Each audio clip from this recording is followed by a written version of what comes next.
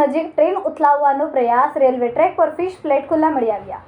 દેશમાં છેલ્લા કેટલાક દિવસથી અનેક જગ્યાએ ટ્રેનને ઉથલાવવાનો કેટલાક લોકો દ્વારા પ્રયાસ કરવામાં આવી રહ્યો છે। ગુજરાતમાં ફરી એક વખત સુરત નજીક ટ્રેનને ઉથલાવવાનો પ્રયાસ કરવામાં આવ્યો છે।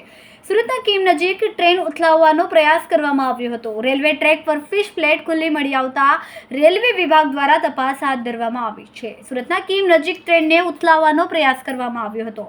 અજાણ્યા ટિકટખોર દ્વારા ટ્રેનને ઉથલાવવાનો પ્રયાસ કરવામાં આવ્યો।